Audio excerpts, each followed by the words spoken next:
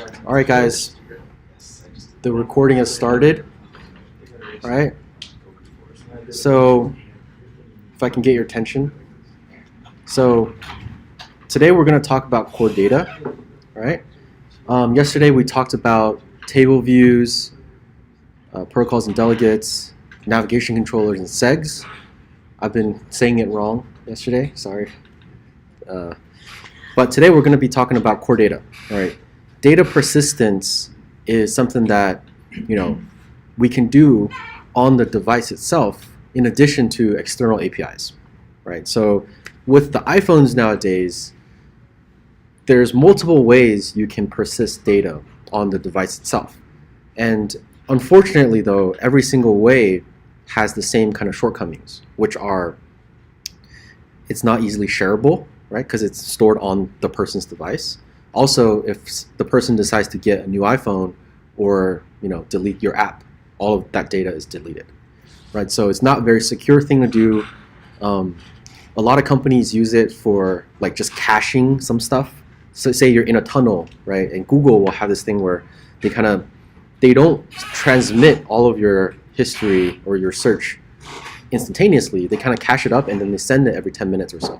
So if you're in a tunnel, they'll kind of cache it in the core data and then dump it out into their APIs when you have internet connections, right? So another thing is usually commonly used for is things like settings, right? Things that are not sensitive, like alarm clock times, right? You don't need to retain that if you get on your phone. So things like that, little things, they're very useful if we can store them on the device and not have to worry about maintaining API for those those little pieces of data that don't really matter. But I think it's really important to actually learn about core data to understand the capabilities of the phone, and then later on you can leverage that to optimize your app, right? So what we're gonna do is we're gonna go through. First of all, I'm gonna go through this code that I have for the bucket list that I made beforehand. This is code that is not optimized for core data, so it's literally the bucket list refactor code that I did, and I'll kind of walk you guys through that. And if you have any questions before we get into the core data parts, we'll answer that. And then once everything is clear, we're just gonna integrate core data into this bucket list refactor thing to show you guys how it's used, right? So the most important thing is understanding what it is, what it does, and how we use it, right? So as we built it in, I'm going to kind of outline out the different parts and kind of give you a little bit more explanation into each of the little things in core data, right? So with that said, let's go ahead and get started here. So we're going to open up this bucket list refactor code, and we're going to look at this code, right? So the first thing we're going to do, let's just run it and see what it does. All right, so let's run it 7+. Let's run this code. Ooh, that's way too big.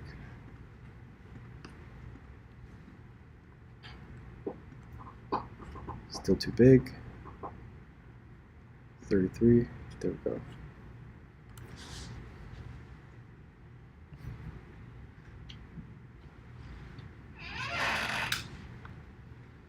All right, so it's got these two things hard-coded in here, skydiving and living in Hawaii. I can click the add button to add something else. Done. It gets added onto the list. I can go in here and edit this. If I wanted to, there we go, edit it. Right, so we can also, I have this thing where I can swipe to delete, right?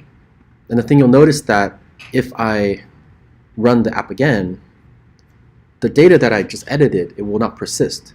If the app is closed, all those variables are gone and they're recreated when the app is reopened, right? So what we want to do is we want to have the data here being stored in core data so that every time the app opens, it goes into core data and gets the data instead of just creating variables and hard coding it, right?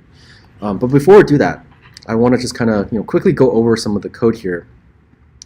First thing, we got the storyboard, nav controller with this bucket list view controller here, another navigation controller, and this one's just the add item table view controller. Right, so these two are both table view controllers that I made. So if you look over here, This one's the bucket list one. It's a UI table view controller. So that the only thing that can live there is a table view, right? And also, if it's a table view controller, you don't need to add the UI table view data source, UI table view delegate. It's automatically there, right? Same thing for this one. It's also a UI table view controller. This is the page where you add the thing, right? And then you click done. So let's take a look at what happens, right? So when this code initializes, I have this variable, and this array is called items. I hard-coded these two things in here, and when the view loads, it just loads up this data and it creates the table, right? So here we have the number of the number of rows in the section, which is going to be this array.count. So it's going to be 2 to start out. All right. So the next thing we have is this table view protocol method called self_row@indexPath. Right. These two are the mandatory ones that we have to implement, and because it's a table view controller, there's this override in the front. If it's not a table view controller, then we're not overriding anything, right? Because table view controllers, by definition, have these functions already. Thus, we have to override it to customize it, right? So same deal. We're creating a cell. We're going to dequeue the reusable cell with the identifier that we gave it. Then we're going to set some data. We're going to set the text label.text to whatever it is in that array index, right? And then we're going to return the cell. So that the cell will build and it will display on our table view. All right, so this one is the delete thing. Swipe to delete literally is just you copy and paste this into your code, and it's one of those things where it's kind of like a little given, right? It's one of those things where you don't have to kind of, or this one is not delete. This one is swipe to delete. This one is the accessory button when it's pressed, right? And we're going to talk about this a little bit more later when we get to the segs. But this one is the swipe for delete. Sure.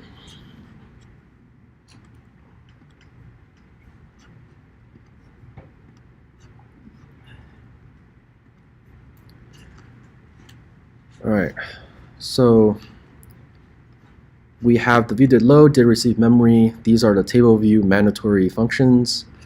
This one is the perform segue when the accessory button is clicked, right? And this one is the swipe for delete. So this one is the built-in function, the table view function that allows you to swipe for delete. It has a weird name called editing style, but if you Stack Overflow it, this is the built-in method that will do that action for you. So when you swipe it, it'll give you like a little button. By default, it's going to be delete. And when you click on it, it's going to run the things in the function that you define. In this case, it's going to be, we're going to remove that item in the index path.row. The Ruby lecture is at 11. Ruby lecture is at 11. Yeah. So self.items.remove, we're just removing an index from that array over here that we defined. Right? And then we're going to reload the data in our table view to have that reflect on our table view. Right? So here are some of the protocol methods. We'll get into that in a moment here, but before we do, we are going to talk about these segs. Right? So for this one, we have an accessory button in our storyboard inside of each cell. When we click on the accessory button, it's going to trigger whatever we define inside of this function here. So in this case, we defined it to be perform segue with the identifier add new mission, meaning that we're going to transition to the other view controller, add new mission, right? And the thing that I'm doing here is when I do this, when I run this function perform seg, it's triggering this prepare for seg function, right? And this is the last function that I have here in my code. So when I trigger this, I'm triggering the function with these two arguments. The first one is with identifier, add new mission. The second argument is the sender. And in this case, I'm passing in the integer index path.row. Because index path is something that I have access to in this table view function. Index path.row gives me the integer number of which row was clicked. Right? So I'm passing that integer into the perform segue, this perform seg, sorry. And that is where it gets saved. Inside of here, the sender can be any, right? So that means it can be an integer if I set it to be an integer, if I pass it in. It could be something else. If I tap bar button, right, that's going to be the sender, right? So just to kind of clarify and summarize again, if I click on this button, the sender is going to be a UI bar button item. If I click on any one of these accessory buttons, the sender is going to be indexpath.row, which is an integer, right? So that's the difference. That's how I know who is it that's making this seg, who is it that is triggering this seg, right? Depending on if I click on one of the rows or if I click on the add button, I want to do some different things in my add item view controller, right? I'm editing or I'm adding things, right? So that's how this is why this is the bucket list refactor. I refactored it so that it's only using, one seg. So over here, prepare for seg, we have if there is a sender at all, right? This is defensive programming here. I'm going to set that to this variable, this constant here, right? If the thing that I passed in is an integer, then I'm going to edit things, right? If I'm going to edit things, I'm going to first load up the nav controller in the destination. I'm going to load up its top view controller, which is going to be the VC, and then I'm going to cast it as that special add item table view controller that I defined over here, right? Once I cast it as that specific table view controller, I can type VC dot, and it'll give me all of the variables that I have created in that file, right? If I don't downcast it as this specific type, then I won't get that auto-completion, right? So in order for me to actually be able to set these variables that I created, I have to cast it as the add item table view controller, and then I'm going to set all of these delegate variables to self, right? And we talked about this in the protocols and delegates yesterday. You need to be able to set these during the transition right before you head over to the destination, right? So over here, we're going to also set some data, right? So in addition to these delegate constants or these delegate variables here, we also have these two guys, which are the global variables, right? So we're also going to set these two because we're going to edit things. Notice that if we don't edit it, there's no need to set this because we're not going to use these variables if we're not editing. So I need these two variables because I need to kind of auto-populate the data, right, as I transition over. So that's what these are going. These are, that's why I'm populating these guys. So index path, and also what is it, the string that's going to be displayed in the input box as soon as I click on the edit. I want to edit that, okay? And we're going to show you how we use this later on when we get to the add item view controller, when I walk through that code. But for now, over here, we're going to edit some things. We're setting some data. And that's all we're doing over here. Now, if it's not an integer, then I know that I didn't click on an accessory button. Therefore, I'm clicking on the add button. So I'm going to add something, right? So same deal. We load up nav controller and the view controller. We cast it as the add item table view controller, and then we set these two delegates, right? And then that's it. We don't need to set these global variables because we're not using them. They can be nil because we're not using it. If we use it and it's nil, then it might crash. But we know we're not using it, so it's fine. All right, so over here, we have these protocol methods, right? So this one is the cancel button pressed. Now we need this because when the add item button with the add item table view controller, in here, if I click on cancel, I need to be able to dismiss this view controller. But I can't do that. I need the bucket list view controller to do that for me.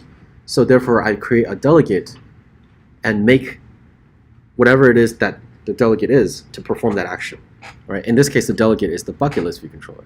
So all it's going to do is when that function is called, it's going to dismiss whatever's on top of it, right? And you can do this because you have navigation controller, right? Same thing for add item.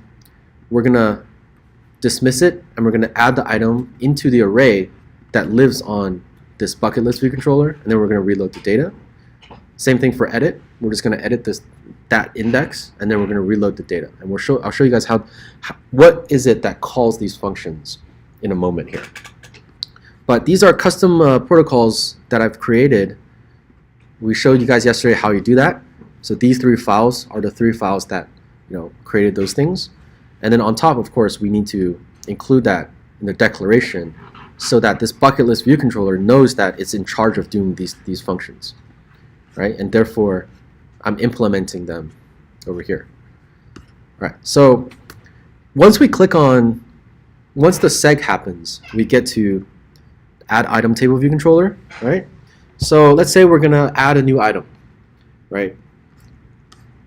The first thing we're gonna do is we're gonna have to type something in the input field, right? Once we do that, we're gonna click on done, right? When we click on done, and let's say we're adding items, right? So over here, this is all that we're setting, right? We're setting these 2 things, the cancel button delegate and the add item delegate.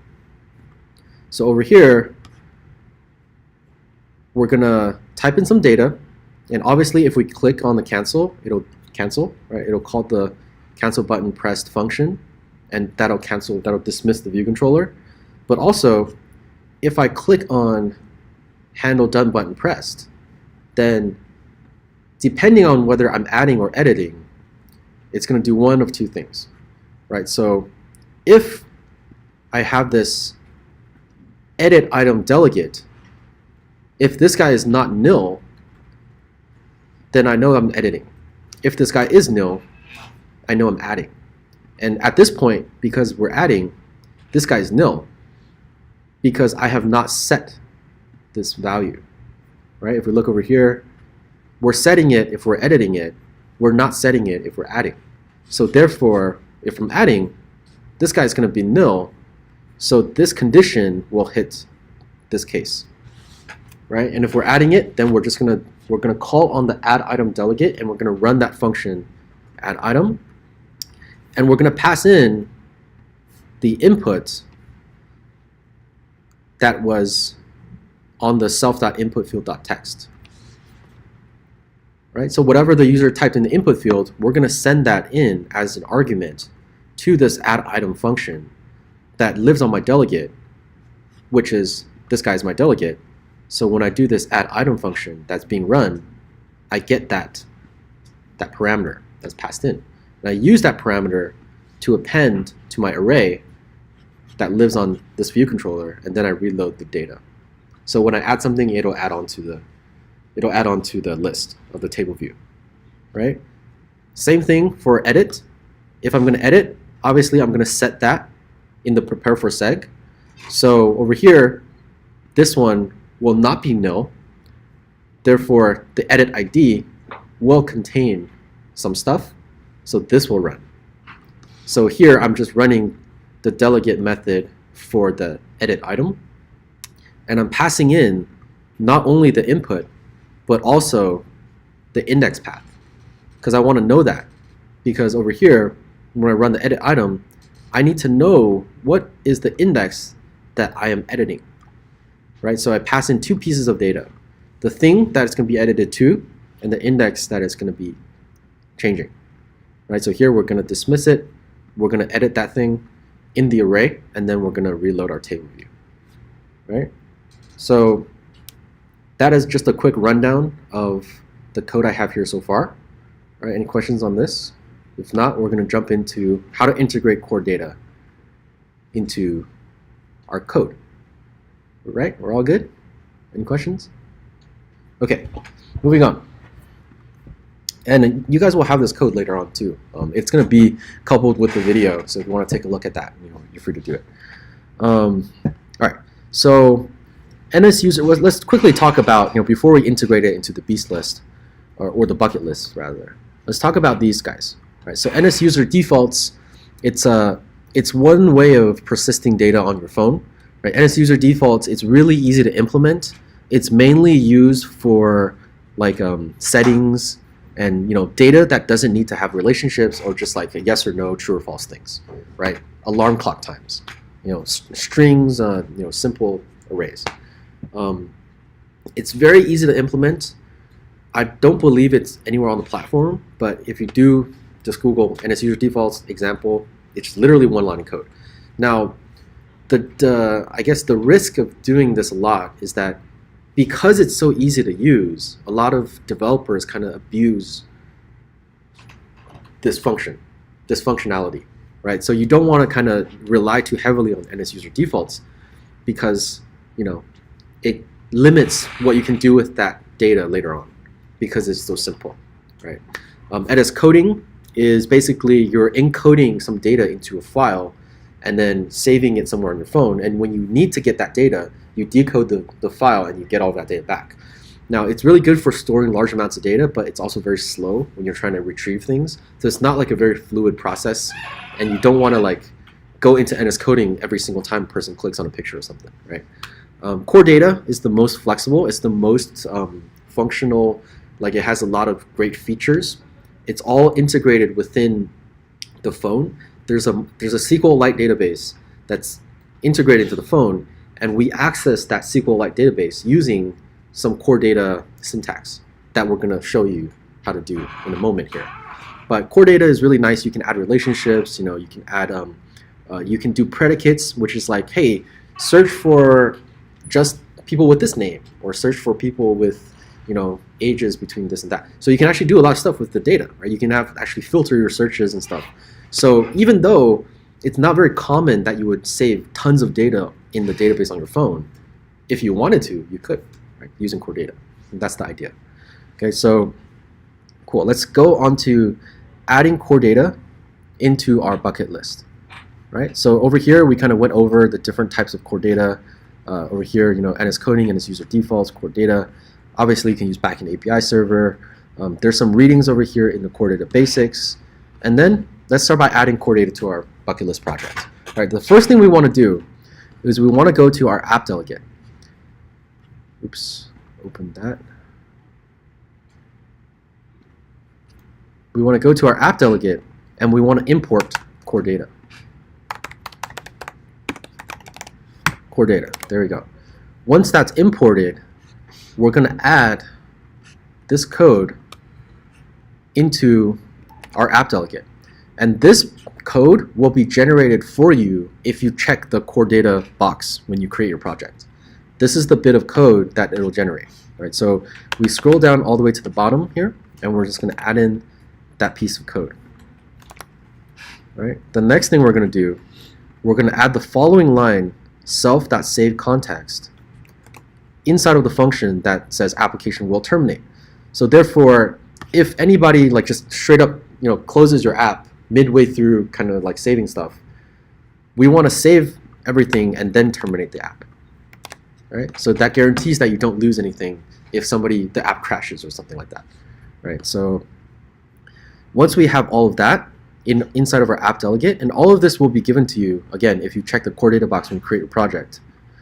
Once we have that in the app delegate, we can go ahead and start implementing those kind of functionalities within our actual view controller. Right? So the thing we want to do is we want to go to our bucket list view controller. Always, if you're using core data, you have to import it. Import core data. The next thing we want to do is we want to add this constant here to the very top in the global variables part. Right? And I'll kind of go over this in a minute. All right, so global variables, we want to have this constant called managed object context. And obviously you can name this whatever you want to. You know, in my other projects, I just name it context just to make it shorter. But what it is this is like it's like a sandbox that allows you to kind of move core data things around, and then when you save it, it's going to get saved to core data. So it's a very different way of approaching editing and saving data to and from a database. It's like before, it was like, hey, we get some data, and then the database is disconnected. We do something to the data, we open up the connection again, and then we save it in there, right? That was all of the other databases that we've done. Now with this, it's kind of like, oh, let's make a connection to the database. Now you have visibility into everything in the database. You can delete things, you can add things, you can edit them, and if you save the context, the sandbox will now be saved. So you have access to your database via this managed object context. And then once you have some data, you can edit them, add them, and then you save it, and it'll be saved the next time you retrieve them. Okay? So just know for now that you need to have this on top in the global variables for it to work. Right? So creating a new entity, we're going to do this, but before we do, we need to do this part. Right? We need to go into our our XC data model D file and create an entity, right? And this is very similar to MySQL Workbench. If you've used it before, it's kind of like a visual UI for you to generate your different your entities and your properties associated with those entities. And I've listed it over here. So we're going to go ahead and create a data model file, right? And the way we do that is you click on the file, Command N for new. You scroll down, and here we got a data model file. Again, this file will be generated for you if you check the box for create core data. Because we didn't do it, we're going to manually add this file. So we're going to add this file. We're just going to call it model. That's fine. So now we have this file, model.xcdatamodel.id, right? That's the extension. This is what it's used for. So over here, we can add an entity, right? In this case, when I click it, default name is going to be entity. I'm just going to name this item, right? And that's short for bucket list item, right? So this is analogous to like a table in a SQL database. It's analogous to a collection in MongoDB, right? It's one of those categories. Inside of them, you can add attributes, which are very much like columns if you're using the table analogy, and they're analogous to properties if you're using MongoDB. Right, so here we're going to have just what do I have in a bucket list item? The name of it, right? Just whatever it is. I could call it description. For now, I'm just going to call it name. We have to specify that what type it is. It's a string, right? We're going to Command B to build this to make sure that this is integrated within our code. Once we have it done, we can go back into bucket list view controller, and if we can type in, let's say, item, or let's say var I is item, we know that everything is integrated because I can make my variable that special type that I just declared, right? And if I make it an item, let's say this is equal to item, I'm just going to initialize an empty item. I can do I dot.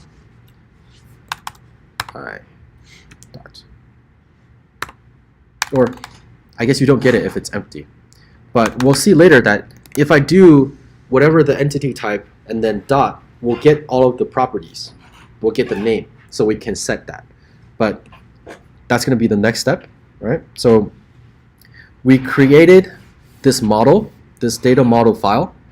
We created a new entity using the visual UI with the little plus button. We created the property. The only one we need right now is name, right?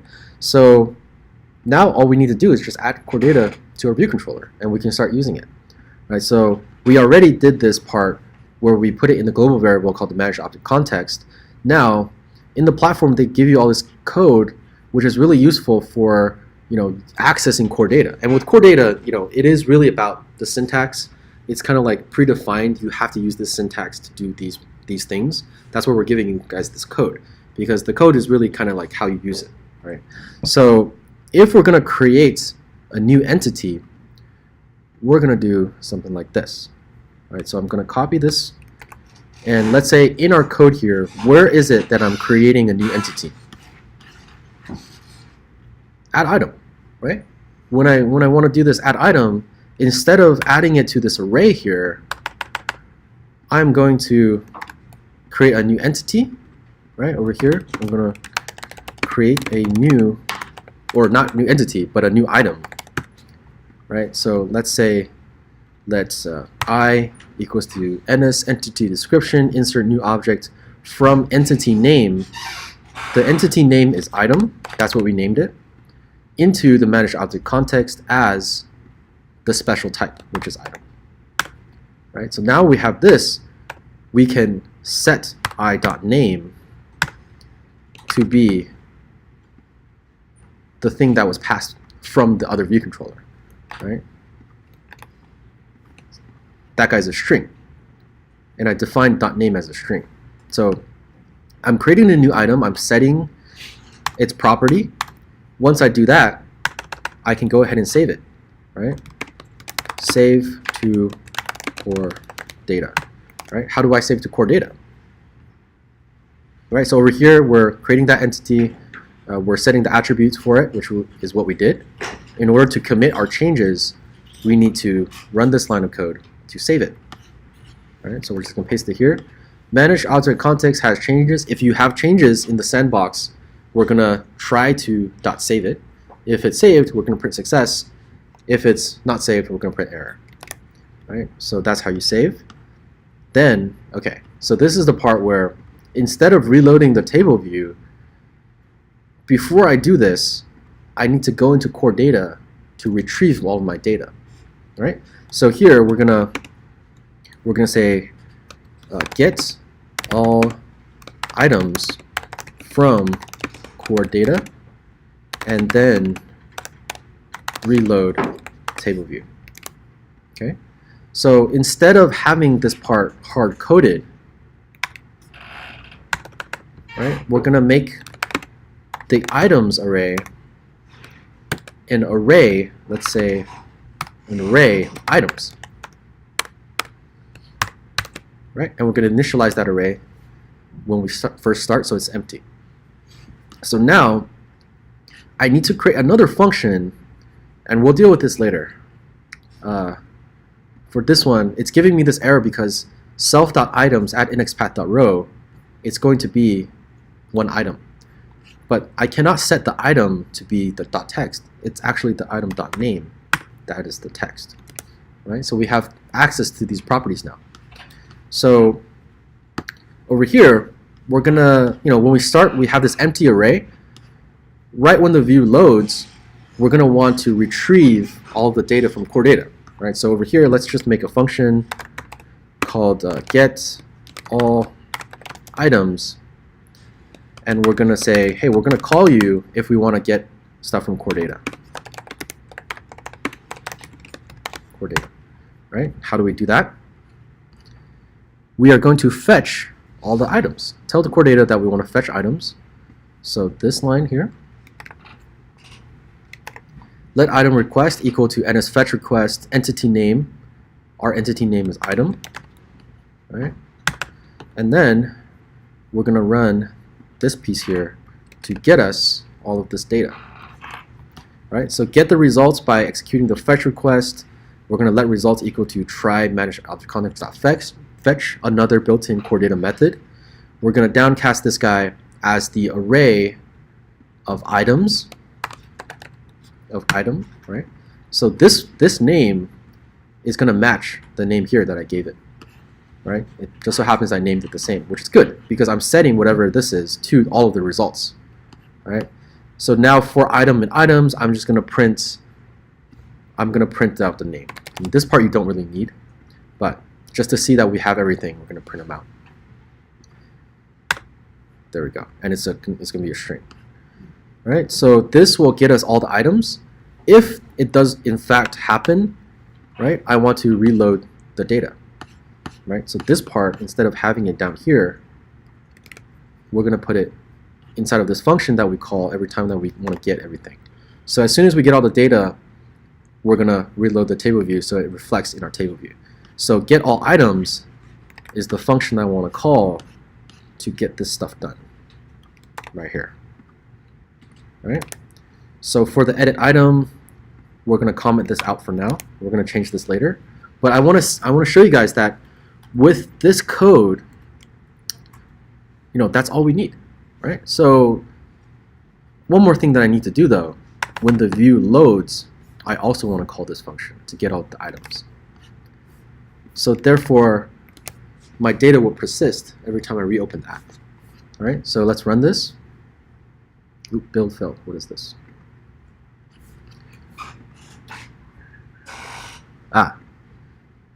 vc.indexPath is string to edit, right? So the string to edit, before it was just the thing in the array was a string. Now it's an object. That object has a .name property. That's the thing I want to send as the string to edit. Right? So that's why it was giving me the error. Should be good right now. If we run this, we should expect to see nothing in our table to begin, because there's nothing in core data, right? That's where we're getting our data from. Now, if I add some stuff,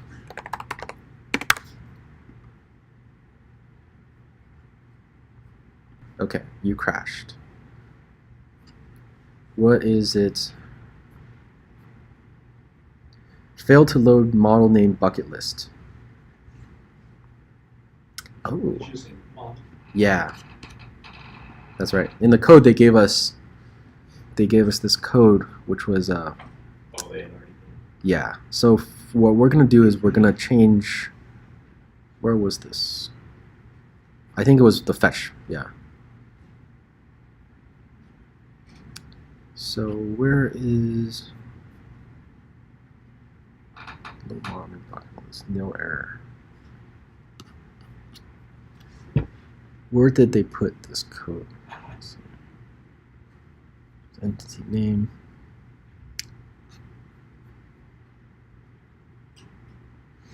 Persistent.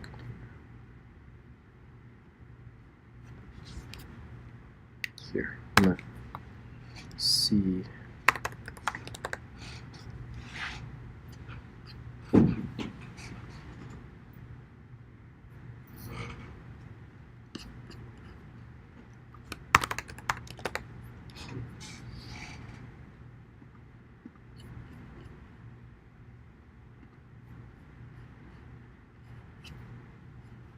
There we go. See, it was in the app delegate. So we named it model. So we're just going to call it model. That's where it was. Yep. All right, let's go ahead and run this again. All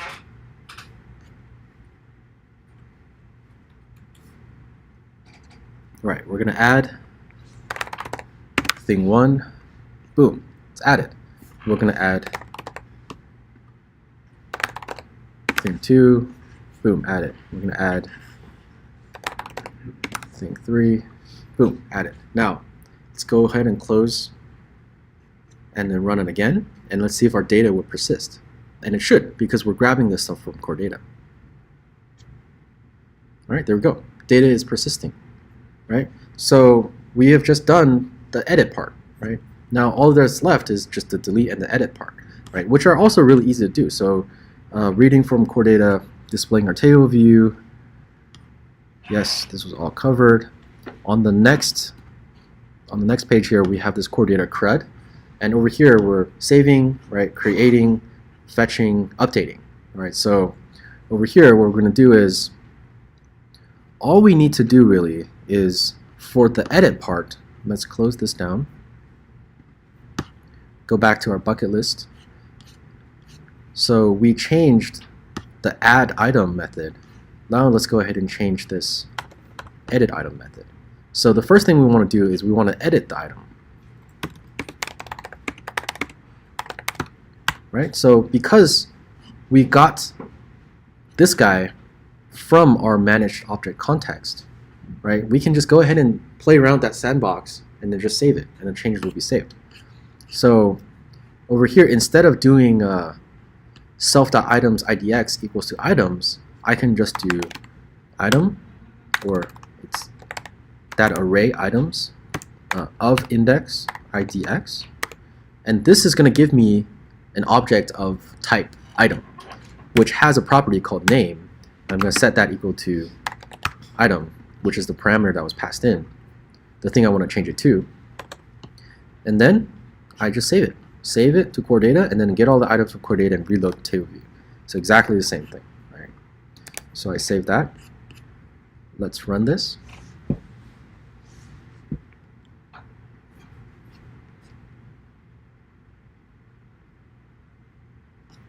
Let's say we wanted to edit thing 1. Let's make it 1, 1, 1, 1, 1. Boom, edited. Right now, if we stop it and run it again, let's see if our data will persist. If it does, then we just completed the edit portion. There we go. It's edited. It's saved. Right. So the last part is the remove. Really easy, right here. Right. Context.delete, and then some managed object. Right. So over here inside the swipe for delete, instead of these two lines, we are going to remove the item, which is going to be this guy, context.delete. But it's, for us, it's not context. It's managed object context, right? Because that's what we named it. So this guy dot delete. See, it auto-completed. So the thing I'm deleting is the object itself.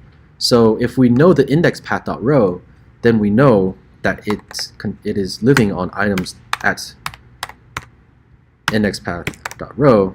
That is the object that I'm trying to delete because I swiped on that row. Once we do that, we're going to save again. We're going to save and reload, right? Which is the same code that we used before.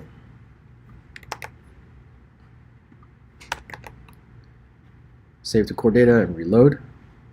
So now, if we stop it and run it, when I swipe to delete and I click on the delete button, it's going to delete it from our managed object context, and then it's go ahead and saving it, and then let's go ahead and delete item 1, delete thing 2.